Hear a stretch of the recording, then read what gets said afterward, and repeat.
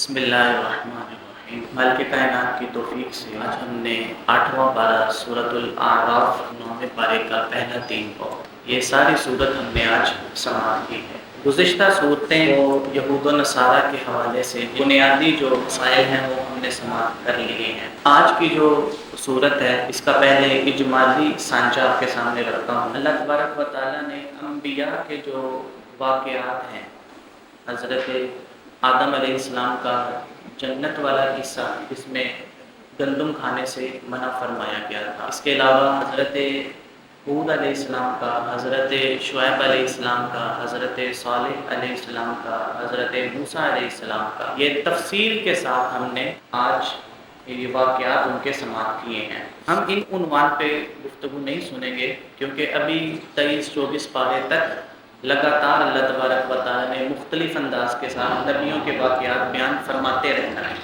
تو ان کو ہم مقررہ وقت کے اوپر انشاءاللہ سماعت کریں گے۔ ربنا ظلمنا انفسنا وان لم تغفر لنا وترحمنا لنکونن من الخاسرین، یہ بھی ہم نے آج سماعت کی ہے۔ عالم ارواح میں جو اللہ نے روحوں سے ایک معاہدہ لیا تھا، کیا میں تمہارا رب نہیں ہوں، بڑا مشہور واقعہ ہے، الست بربکم، آج ہم نے وہ واقعہ بھی سماعت کیا ہے۔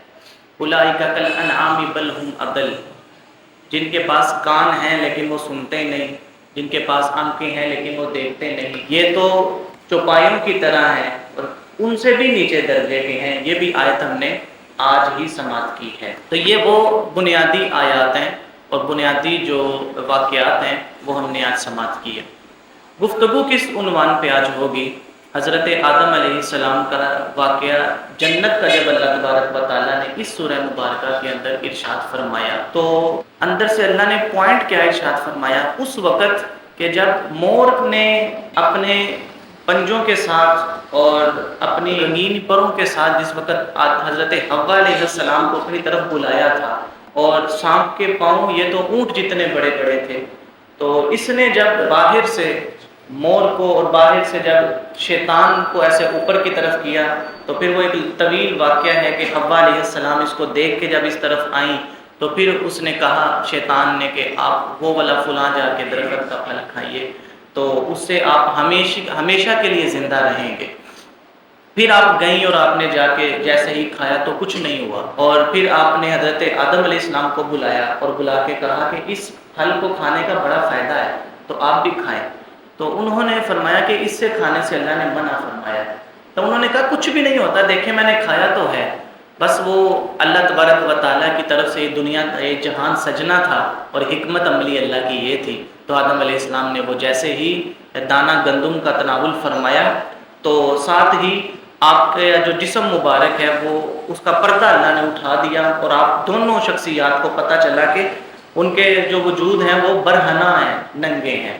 تو انہوں نے پھر جنت کے پتوں سے اپنا آپ چھپایا، اور اسی حالت میں حضرت آدم علیہ السلام آسمان سے زمین کے اوپر تشریف لے کر آئے۔ اب جس وقت حضور علیہ السلام مکہ المکرمہ میں ہیں، اور یہ والی صورت مکی صورت ہے، جب حضور علیہ السلام مکے میں ہیں تو حیرت کن بات یہ ہے، اور آپ خود حیران ہو جائیں گے جنہوں نے نیا یہ گفتگو آج سماعت کریں گے کہ ایسا بھی ہوتا تھا کیا، اتنی بے حرمتی بھی ہوتی تھی کیا کہ کعبے کے گرد جو اہل قریش، اہل عرب جو طواف کیا کرتے تھے وہ کپڑے اتار کے کیا کرتے تھے۔ یہ ظلم بھی کعبے میں ہوا ہے، یہ والا ظلم بھی کعبے میں ہوا ہے کہ کپڑے اتار کے طواف کرتے تھے، دن کے وقت مرد کرتے تھے اور رات کے وقت میں عورتیں کرتی تھیں۔ پھر اللہ تبارک و تعالیٰ نے کلام مجید کی یہ والی آیت نازل فرمائی، یا بنی آدم، اے ابن آدم، اے آدم کی اولاد، یا ایھا الناس نہیں فرمایا، آدم علیہ السلام کا نام لیا کیونکہ پیچھے آدم علیہ السلام کے بھی کپڑوں کا ذکر ہے، تو یا بنی آدم، اے ابن آدم، قد انزلنا علیکم لباسا یواری سوآتکم وریشا، دیکھو ہم نے تمہارے اوپر لباس نازل فرمایا ہے تاکہ تم اپنے جسم کو چھپاؤ اور زیب و زینت اختیار کرو، وَلِبَاسُ التَّقْوَىٰ، اور ایک ہم نے لباس تقوی کا بھی بنایا ہے، ایک ظاہر کا لباس ہے اور ایک باطن کا لباس ہے۔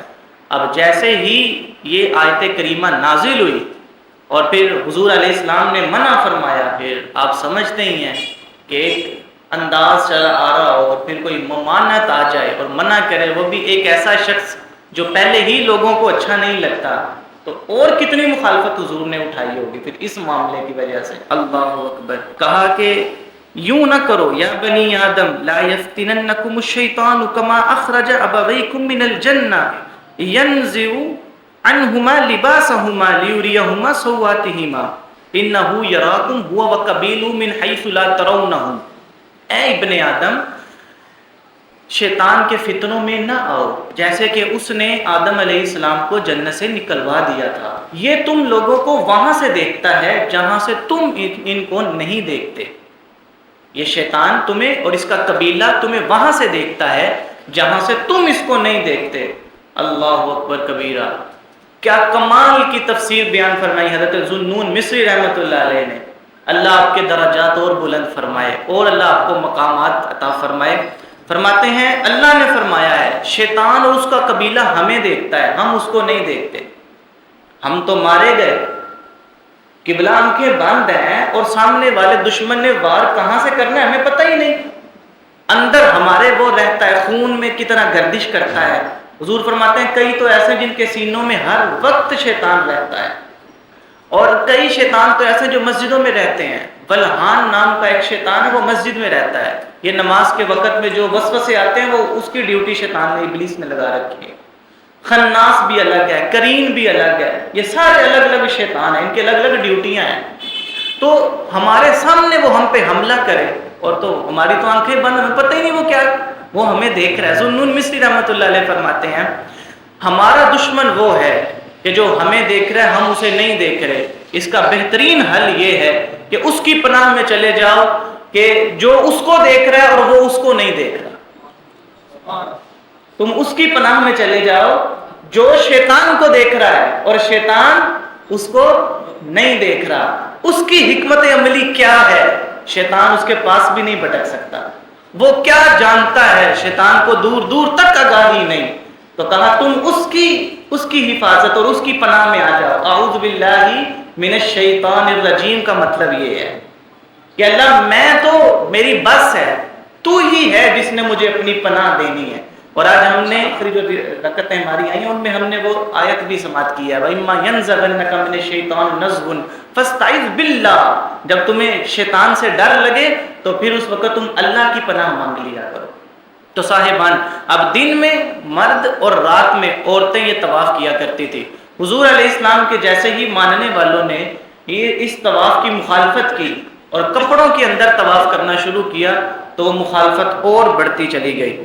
لیکن پھر جب گفتگو ہوئی، اب جب کوئی مسئلہ چھڑتا ہے پھر دلائل بھی ہوتے ہیں، جب گفتگو ہوئی تو کہا وَإِذَا فَعَلُوا فَاحِشَةً قَالُوا وَجَدْنَا عَلَيْهِ آبَاءَنَا وَاللَّهُ أَمَرَنَا بِهَا۔ کہتے ہیں ہم نے اپنے بڑوں سے یہی ریت پائی ہے، ہم نے اپنے بڑوں سے یہی رسم و رواج لیا ہے۔ خون کھولتا ہے جب ہمارے معاشرے کے لوگ جاہلیت کے اوپر کھڑے ہو کے کہتے ہیں کہ یہ باتیں تو پیچھے سے ہی چلتی آ رہی ہیں۔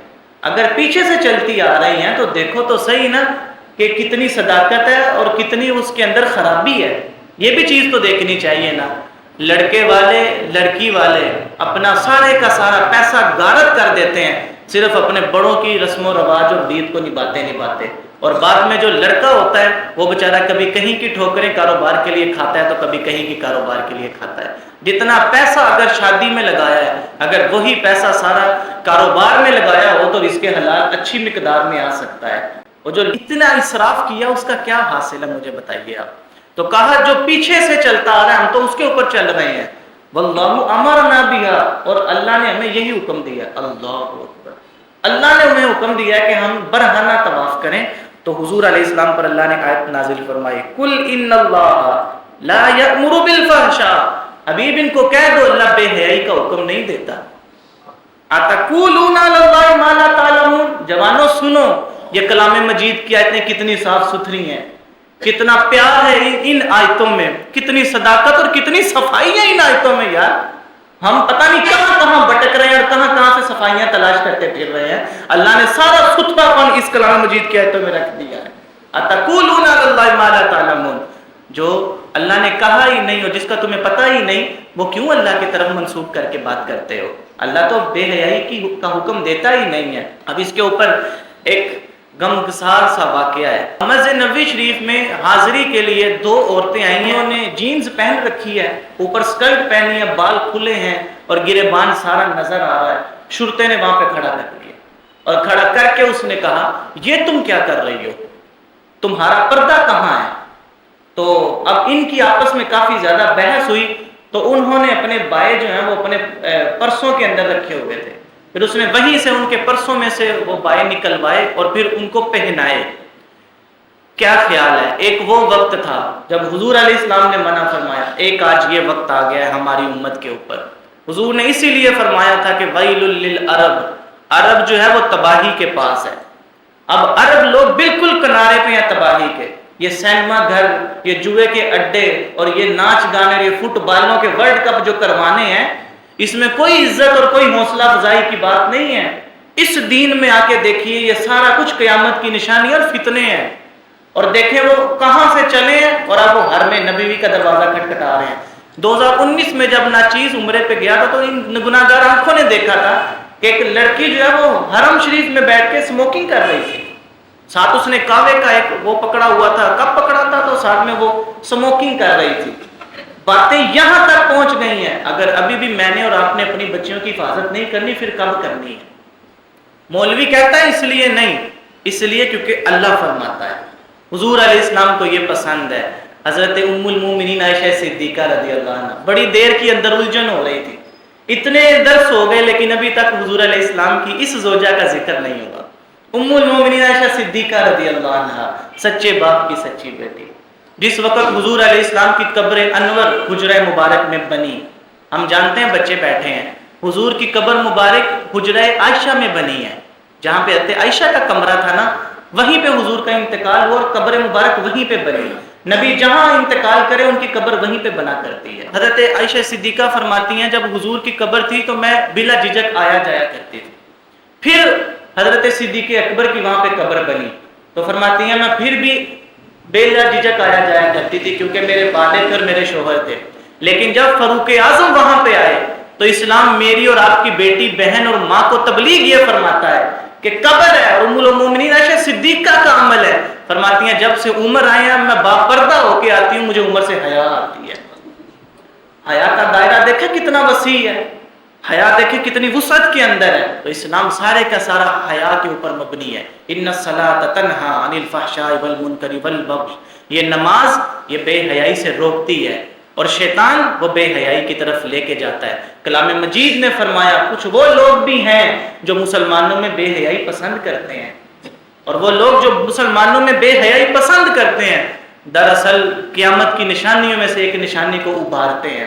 صاحبان یہ بے حیائی جو فروغ پائے گی، اور سرور دو جہاں صلی اللہ علیہ وسلم نے فرمایا تھا کہ چونکوں میں اور چوباروں کے اوپر زنا کیے جائیں گے اور لوگ اپنی آمد و رفت میں آتے جاتے رہیں گے۔ یقین آپ کریں کہ کتنا یہ ماحول ہمارے قریب تک ہوتا چلا جا رہا ہے۔